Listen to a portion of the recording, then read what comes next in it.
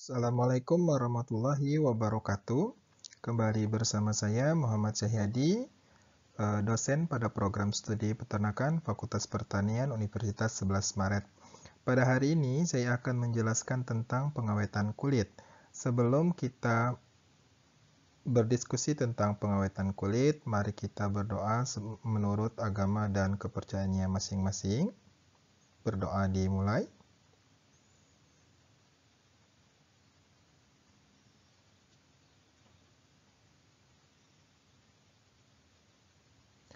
Berdoa selesai.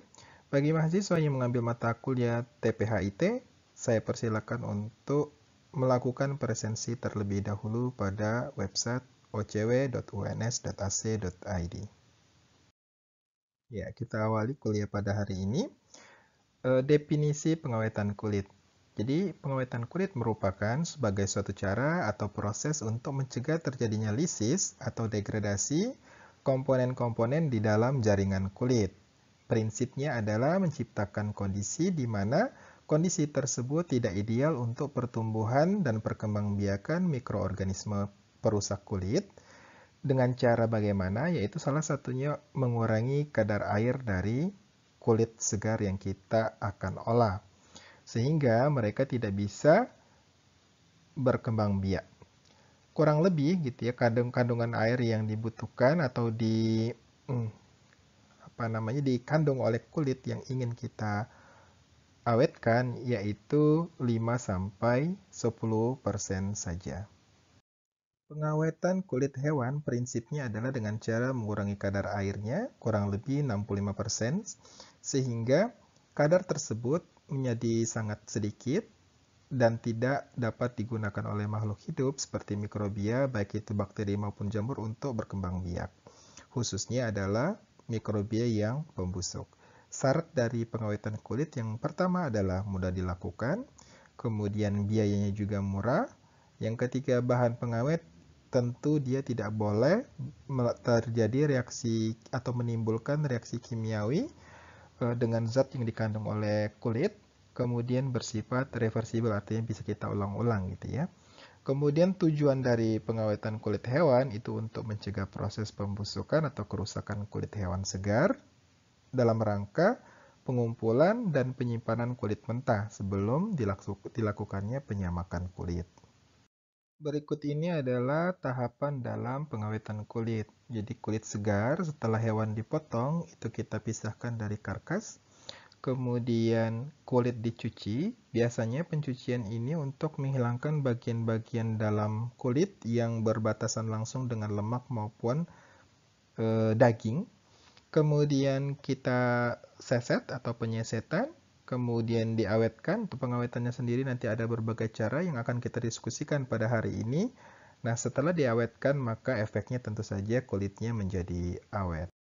3 cara dalam pengawetan kulit, setidaknya ada yang pertama ada penjemuran dan pengeringan. Jadi menggunakan sinar matahari langsung atau menggunakan alat. Yang kedua bisa dilakukan dengan cara penggaraman dan yang ketiga bisa dilakukan dengan cara pemikelan atau menggunakan asam. Kita ke yang pertama, pengawetan yang menggunakan teknik pengeringan. Jadi pengeringan merupakan suatu cara atau proses untuk mengeluarkan sebagian air yang dikandung suatu bahan dengan cara menguapkan air tersebut menggunakan energi panas. Jadi prinsip pengeringan adalah mengurangi kandungan air bahkan sampai batas minimal di mana mikrobia itu tidak lagi dapat tumbuh. Kemudian pengeringan juga dikatakan sebagai suatu penyerapan panas dalam kondisi terkendali untuk mengeluarkan sebagian besar air dalam bahan pangan melalui evaporasi atau pengeringan yang secara umum. Kemudian juga bisa menggunakan teknik sublimasi atau pengeringan beku. Nah, jika kita mengeringkan, itu terdapat 2 pokok yang terlibat di dalamnya. Yang pertama adalah hantaran panas kepada bahan dan di dalam bahan yang dikeringkan. Dan yang kedua adalah penguapan air dari dalam bahan sebanyak mungkin. Tujuan dari pengeringan kulit yang pertama adalah untuk mengurangi risiko kerusakan karena adanya aktivitas mikrobia. Mikrobia, seperti yang kita sudah ketahui, dia memerlukan air untuk pertumbuhannya. Nah, apabila kadar air di dalam suatu bahan itu kita kurangi, maka aktivitas mereka itu akan terhambat bahkan bisa mematikan mikrobia. Kemudian yang kedua adalah menghemat ruang penyimpanan atau pengangkutan. Umumnya, kulit mengandung air dalam jumlah yang tinggi, sehingga kehilangan air yang terdapat di dalamnya itu akan membuat prosesnya menjadi lebih efisien. Artinya secara berat dan volume dari kulit itu akan menjadi lebih kecil, berkurang.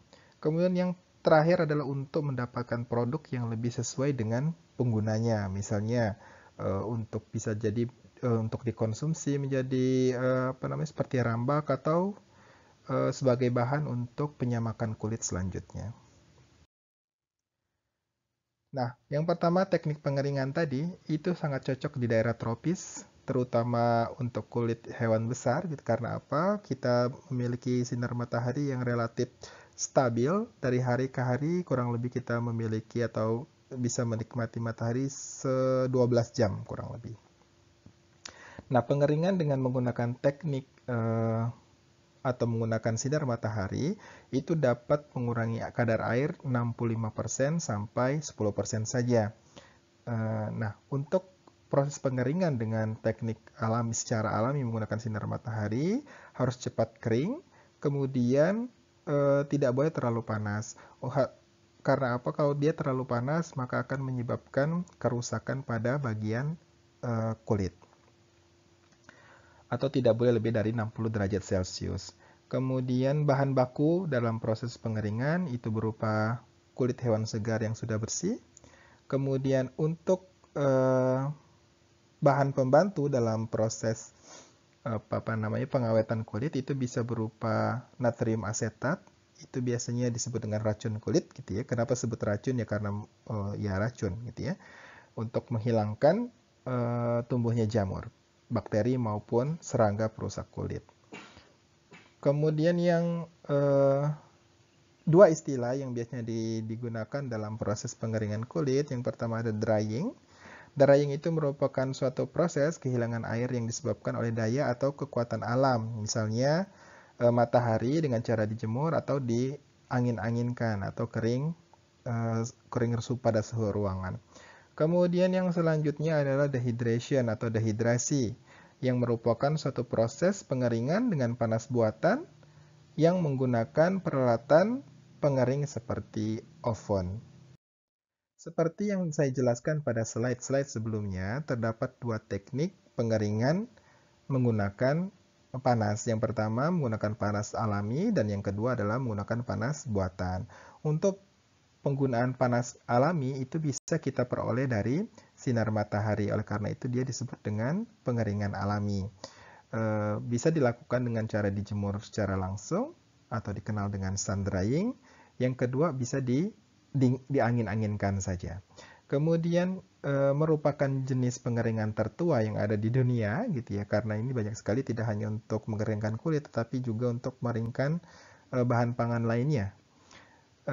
Sehingga sampai saat ini termasuk cara pengeringan yang paling populer di kalangan pengrajin kulit, terutama di daerah tropis. Karena apa? Seperti yang saya sampaikan juga pada slide sebelumnya, di daerah tropis kita bisa menikmati sinar matahari cukup stabil dari hari ke hari kurang lebih 12 jam. Nah, teknik pengeringan ini dapat dilakukan dengan cara langsung maupun tidak langsung. Gitu. Kalau langsung ya kita langsung dilakukan di sinar matahari. Kalau tidak langsung ya kita letakkan misalkan di ruang terbuka tetapi dia dikering anginkan saja. Untuk keuntungan dan kelemahan dari pengeringan alami, yang pertama adalah keuntungannya kita bisa menggunakan energinya secara bebas, tentu saja murah tanpa bayar gitu ya, kemudian berlimpah. Kemudian yang kedua tidak memerlukan peralatan yang mahal, artinya kita cukup barangkali tempat untuk menjemurnya saja. Kemudian tenaga kerja juga tidak harus memiliki kemampuan tertentu dalam mengoperasikan atau melakukan kegiatan pengeringan secara dari hari ke hari. kemudian bahannya lebih awet, kemudian volume dan berat berkurang, sehingga biaya lebih rendah untuk pemrosesan, pengangkutan, serta penyimpanan dari produk kulit. Kemudian yang kedua adalah kelemahan dari pengeringan alami ini. Karena kita bergantung pada alam, jadi cuaca itu tidak bisa kita prediksi. Kemudian jumlah panasnya juga tidak tetap. Kalau misalkan ketika kemarau dan musim hujan itu tentu akan berbeda intensitas panasnya. Kemudian suhunya juga tidak bisa kita atur gitu ya, karena tadi intensitasnya berbeda, kadang dia tinggi, kadang terlalu rendah, sehingga waktu penjemuran itu tidak dapat ditentukan secara precise atau dengan tepat waktu. Kemudian pada teknik pengeringan menggunakan sinar matahari, ini kebersihan itu sukar sekali untuk kita awasi. Kemudian kita beranjak ke pengeringan secara buatan atau menggunakan alat. Pengeringan buatan itu bisa kita gunakan oven. Nah, karena kita menggunakan oven, jadi kita sebut atau kita kenal dengan artificial drying, yaitu menggunakan panas selain sinar matahari dilakukan dalam suatu alat pengering. Pengeringan dengan pemanas buatan mempunyai beberapa tipe alat di mana panas berlangsung secara konduksi atau konveksi, meskipun ada juga beberapa alat menggunakan teknik radiasi dalam proses transfer panasnya. Alat pengeringan dengan pindah panas secara konveksi umumnya menggunakan udara panas yang dialirkan, sehingga energi panas merata ke seluruh bahan. Sedangkan alat pengering dengan pindah panas secara konduksi pada umumnya menggunakan permukaan padat sebagai penghantar panasnya. Berikut adalah keuntungan dan kelemahan teknik dengan menggunakan panas buatan. Keuntungannya adalah yang pertama, suhu dan aliran udara dapat diatur, jadi suka-suka yang punya gitu ya, atau suka-suka kita, atau suka-suka pengrajin. Kemudian waktu pengeringan dapat ditentukan dengan tepat. Kemudian tentu apabila kita menggunakan alat, kebersihan itu bisa kita kontrol dengan baik.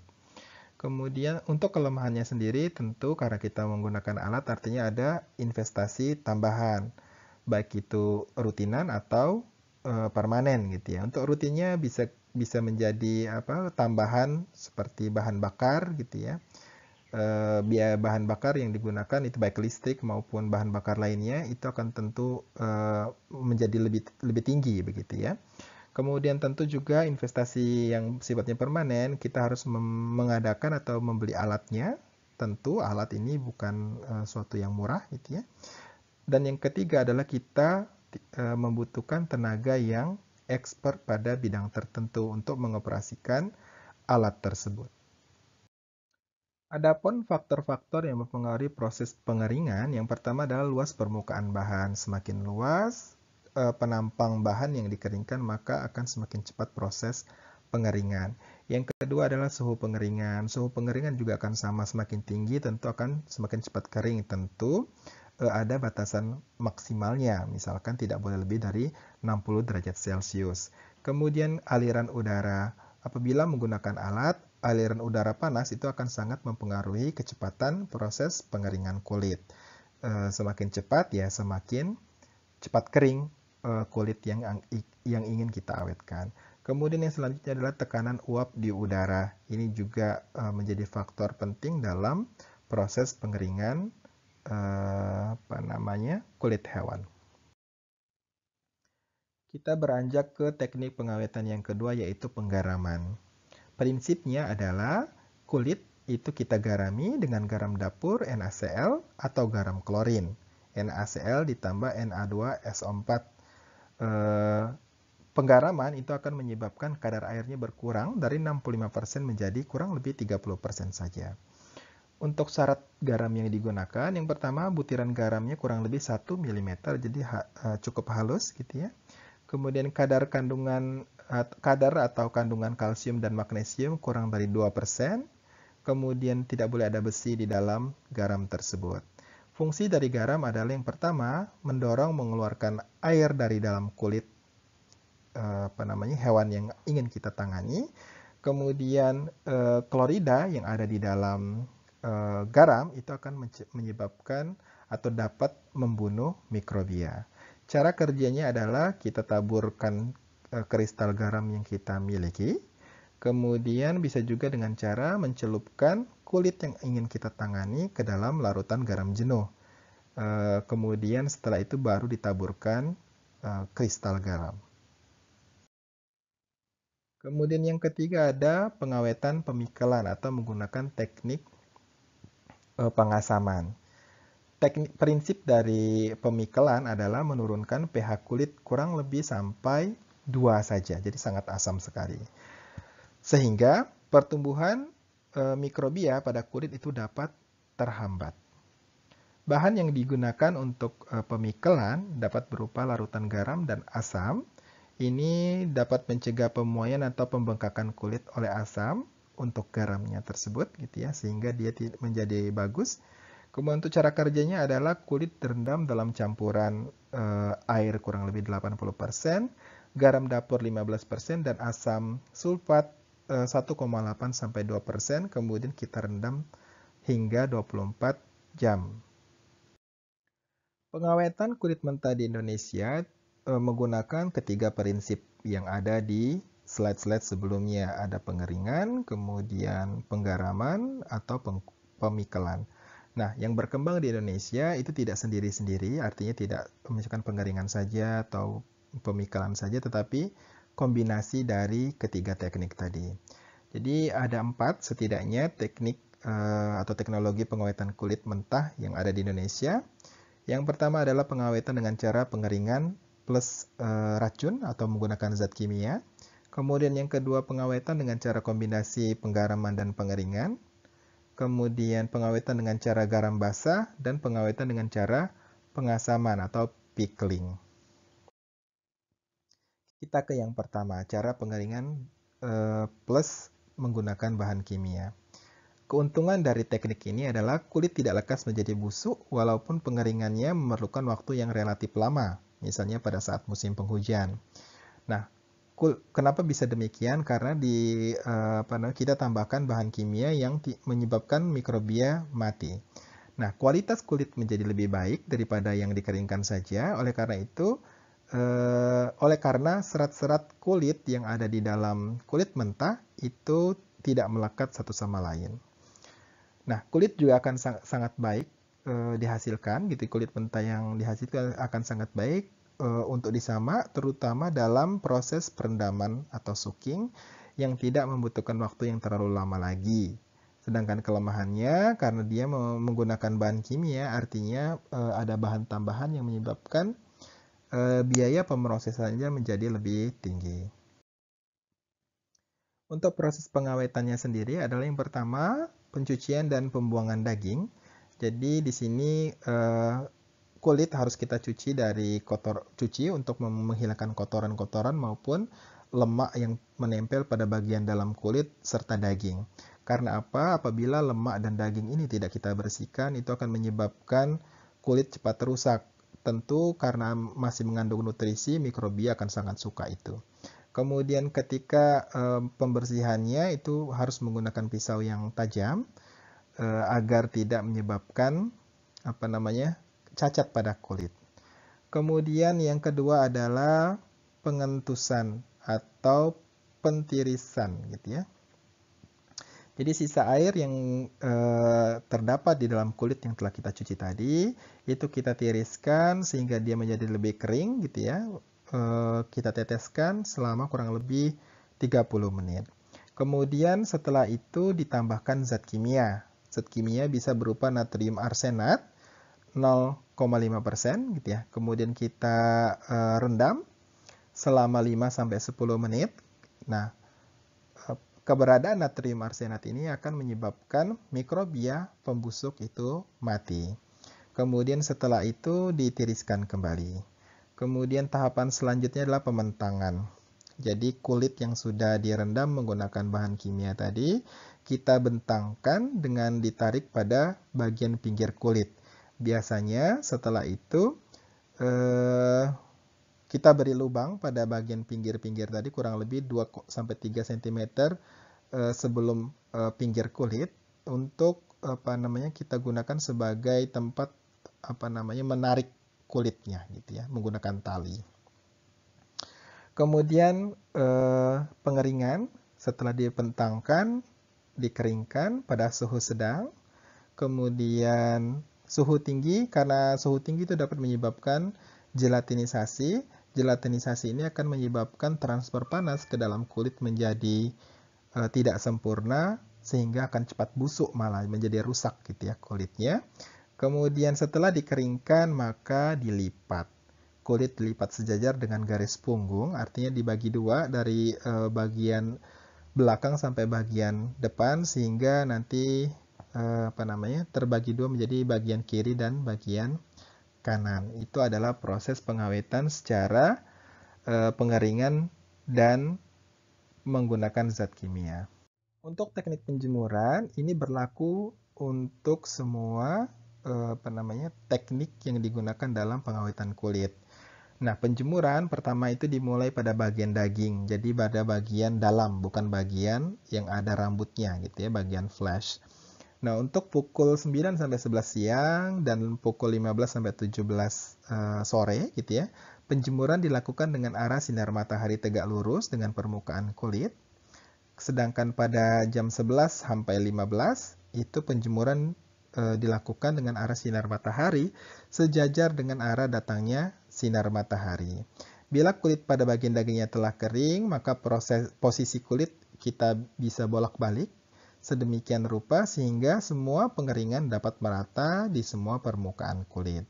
Nah, proses pengeringan kulit sendiri dapat selesai dalam waktu kurang lebih 2-3 hari dengan kondisi panas matahari yang cukup dan penguapan yang teratur. Tanda-tanda kulit telah selesai dikeringkan adalah yang pertama, keadaan kulit terlihat tembus cahaya atau transparan, kemudian keadaan kulitnya tegang atau kaku, kemudian bagian daging dan bulu telah mengering, dan penampang kulit bila diketuk akan membunyikan sesuatu yang nyaring. Berikut ini adalah gambaran bagaimana mengawetkan kulit. Yang pertama itu adalah kulit mentah gitu ya. Kulit yang mentah, kemudian yang tentu itu sudah dicuci gitu ya. Kemudian ditambahkan garam di bawahnya, dimasukkan ke gentong. Kemudian diberikan air, garam dilarutkan sampai jenuh, kemudian dihomogenkan dan kulit direndam di dalamnya. Setelah itu kulit diletakkan di atas kayu untuk dikeringkan dengan permukaan yang dipaparkan dengan sinar matahari adalah bagian dalam kulit atau bagian dagingnya. Kemudian setelah dia diletakkan di kayu, kemudian digarami lagi sesuai dengan teknik-teknik tadi yang saya sampaikan gitu ya. Kemudian sampai dia nanti menjadi kulit yang kering. Nah, prosesnya sendiri bisa dilakukan pembolak-balikan ketika mengeringkan kulit ini. Ini sepertinya adalah kulit hewan kecil gitu, ruminansia kecil, sehingga lebih simpel gitu ya, karena membutuhkan kayunya tidak terlalu besar. Yang kedua adalah pengawetan dengan cara pengeringan dan penggaraman. Keuntungan dari teknik ini adalah selama waktu pengeringan, kulit tidak lekas menjadi busuk sekalipun pengeringannya memerlukan waktu yang relatif lama, misalnya pada saat musim penghujan apabila menggunakan panas alami. Kualitas kulit lebih baik karena bisa dikeringkan dengan baik dan serat-serat kulit tidak melekat satu sama lain. Kemudian kulit sangat baik untuk disama di proses lebih lanjut, terutama dalam proses perendaman soaking yang tidak membutuhkan waktu yang terlalu lama lagi. Kemudian kelemahan dari pengawetan ini adalah biaya pengawetan yang dibutuhkan menjadi lebih tinggi karena jumlah penggunaan garamnya bertambah pula. Semakin banyak kulitnya, semakin banyak garam yang digunakan.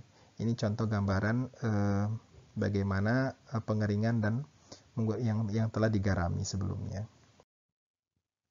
Tahapannya sendiri untuk teknik pengeringan dan penggaraman itu yang pertama adalah kulit dibersihkan seperti yang saya jelaskan tadi. Jadi harus bersih dari daging, lemak, darah, dan kotoran-kotoran yang menempel pada kulit.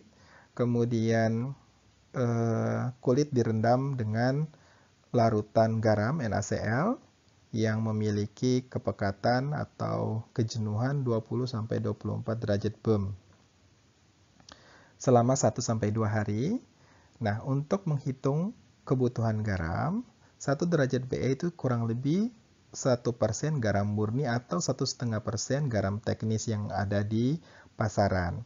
Nah, bagian dalam kulit kita taburi dengan garam lagi sebanyak 10% dari berat kulit setelah direndam. Jadi, kemudian kita rendam 1-2 jam. Nah, misal gitu ya, kita membutuhkan 20-24 derajat Bem, artinya kalau menggunakan garam murni, kita kalikan 1,5 gitu ya. Jadi kalau 20 Bem, berarti kita membutuhkan garam kurang lebih 30%. Kemudian kulit yang sudah digarami tadi kita pentangkan, seperti pada cara yang pertama saya jelaskan tadi. Kemudian dikeringkan selama 3-5 hari. Kemudian diupayakan setiap bagian kulit itu kering secara serentak. Oleh karena itu butuh dibolak-balik ketika proses pengeringannya. Dan yang terakhir tahapannya adalah pelipatan. Nah, kulit yang sudah kering biasanya dilipat sebagaimana tadi tahap apa yang saya jelaskan di slide-slide sebelumnya sama. Kemudian yang ketiga adalah pengawetan garam basah.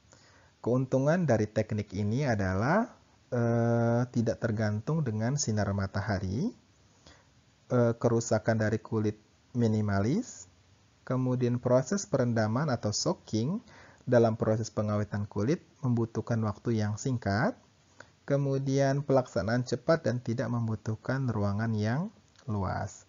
Akan tetapi, teknik ini juga memiliki kelemahan. Yang pertama adalah di negara tropis yang itu lembab gitu dan sangat ideal untuk mikrobiota tumbuh, itu masih sangat disangsikan proses atau aplikasi dari teknik ini. Karena apa? Bakteri juga masih bisa ditemukan, atau bakteri maupun jamur dengan atau pada bahan yang mengandung konsentrasi garam yang tinggi, misalkan dari golongan halofilik, ini mereka malah tahan gitu ya dengan konsentrasi garam yang tinggi. Nah, tentu kita membutuhkan garam yang cukup banyak tadi, sehingga ada investasi lain atau yang menyebabkan harganya menjadi lebih mahal. Kemudian dia juga membutuhkan suhu yang dingin untuk menyimpannya. Untuk tahapannya sendiri adalah tahapan pencucian, sama seperti yang slide-slide sebelumnya. Kemudian perendaman, jadi kulit direndam pada garam jenuh selama 24 jam. Kemudian setelah direndam, digarami lagi. Jadi kulit diletakkan di lantai miring yang ditaburi garam sebelumnya. Kemudian bagian daging kulit itu ditaburi 30% garam dari bobot kulit basah. Jadi ditambahin garam lagi. Kemudian kulit ditumpuk bagian rambut di bawah, kecuali kulit yang paling tinggi sebagai covernya untuk menutup tumpukan kulit. Nah, tinggi maksimal dari tumpukan ini kurang lebih 1 meter. Nah, kulit yang dibiarkan, kemudian gitu ya, kulit dibiarkan selama 2-4 minggu tanpa perlakuan pengeringan. Kemudian yang terakhir adalah pelipatan. Nah, kulit yang sudah mengalami proses penggaraman basah ini dilipat, kemudian disimpan sebagai kulit garam namanya. Yang terakhir adalah pengawetan pengasaman atau pickling. Teknik pengawetan ini terutama dipakai di banyak negara gitu ya untuk mengawetkan kulit domba, contohnya di New Zealand, Australia, Amerika, dan pabrik kulit yang berskala besar. Untuk keperluan diekspor, biasanya kulit dipikel selama 2 bulan atau lebih. Nah, pengawetan kulit dengan cara dipikel dikerjakan untuk kulit-kulit yang telah dikeluarkan bulunya melalui proses pengapuran atau liming, kemudian pembuangan kapur yang sudah digunakan atau deliming, kemudian kulit yang telah didegradasi sebagian protein penyusunnya yang disebut dengan bedding atau bedding. Keuntungan dari pengawetan atau dengan teknik pengasaman ini, yang pertama adalah tidak tergantung dengan sinar matahari, kerusakannya minimalis, serta cepat dan tidak membutuhkan ruangan yang luas. Akan tetapi tentu ada juga kelemahannya, yaitu biaya proses pengawetan menjadi lebih banyak gitu ya, karena menggunakan bahan kimia asam yang tentu harganya juga relatif lebih mahal. Kemudian membutuhkan penyimpanan dengan temperatur yang rendah juga, sama seperti teknik penggaraman tadi gitu ya. Kemudian proses pemikelan dalam proses pengawetan kulit itu membutuhkan waktu yang cukup lama juga. Nah, untuk prosesnya dicuci sama kulit mentah, kemudian kita cuci bersih dari segala macam kotoran, sisa daging, lemak maupun darah. Kemudian kita pengapuran atau liming. Nah, kulit yang sudah dicuci direndam pada air kapur. Kapur kemudian dilarutkan di dalam air gitu ya. Tujuannya adalah untuk memudahkan penghilangan bulu atau rambut yang menempel pada kulit. Nah, kemudian selanjutnya proses selanjutnya adalah degradasi sebagian protein yang menyusun kulit yang disebut dengan bedding. Kemudian setelah deliming berarti kayak kita tiriskan gitu ya, tiriskan untuk menghilangkan sisa kapur yang ada.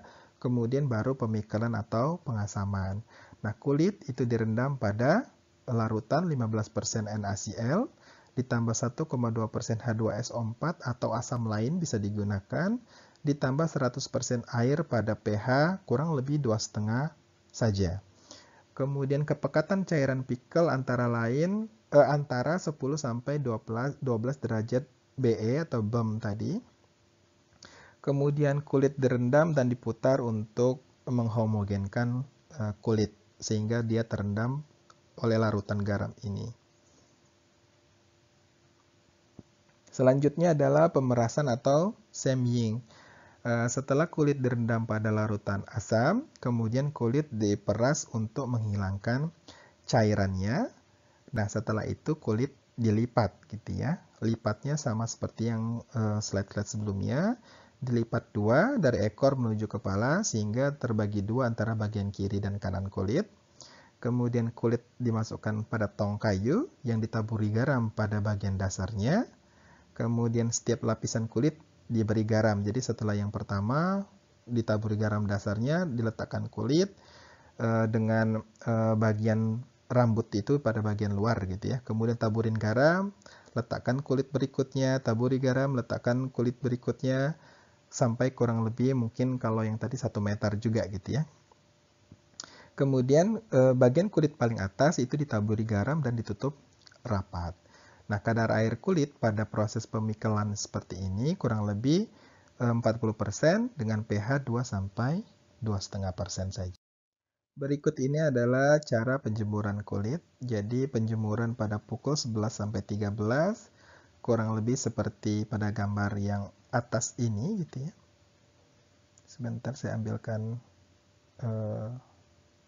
nah, untuk gambar ini adalah gambar penjemuran kulit ketika pukul 11 sampai 13. Jadi kulitnya berdiri.